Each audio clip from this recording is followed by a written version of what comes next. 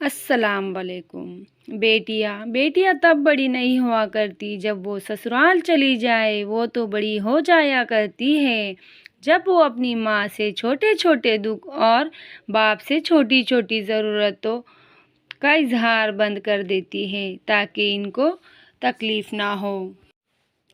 بیٹیاں بڑے کہتے ہیں بیٹیوں سے ڈر نہیں لگتا کہ نصیبوں سے لگتا ہے، ورنہ جتنا احساس بیٹیاں ماں باپ کا کرتی ہیں بیٹے کر ہی نہیں سکتے۔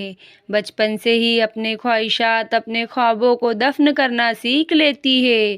کبھی ماں باپ کی فکر میں ہلاکان ہو رہی ہوتی ہے تو کبھی بھائیوں کی فکر میں گھل رہی ہوتی ہے، پھر بھی لوگ کہتے ہیں بیٹیاں بوجھ ہوتی ہیں، جبکہ حقیقت میں وہ بچپن سے ہی بوجھ بانٹ رہی ہوتی ہے۔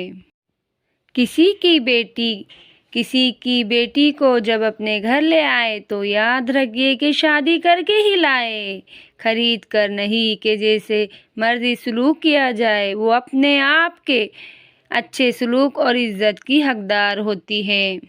بیٹیاں شادی کے بعد ماں باپ کو ملنے کی فضیلت، وہ کون سی بیٹی ہوں گی جس کی شادی ہو اور وہ اپنے ماں باپ کو ملنے کے لیے نہ آئے؟ سبھی بیٹیاں آتی ہیں مگر نیت کیا ہوتی ہے؟ بس میں اپنی امی سے ملنے جا رہی ہوں۔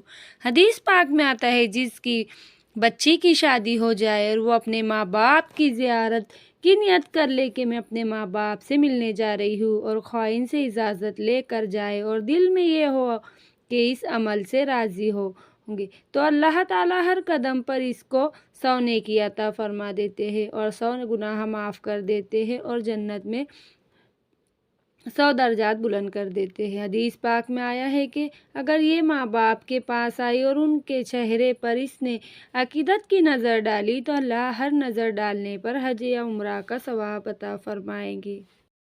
صحابہ کرام رضی اللہ نے پوچھا، اے اللہ کے نبی صلی اللہ علیہ وسلم، جو آدمی اپنے ماں باپ کو بار بار محبت اور عقیدت کی نظر سے دیکھے؟ اللہ کے نبی صلی اللہ علیہ وسلم نے فرمایا، جتنی بار دیکھے گا 3 بار حج یا عمرہ کا ثواب ملے گا۔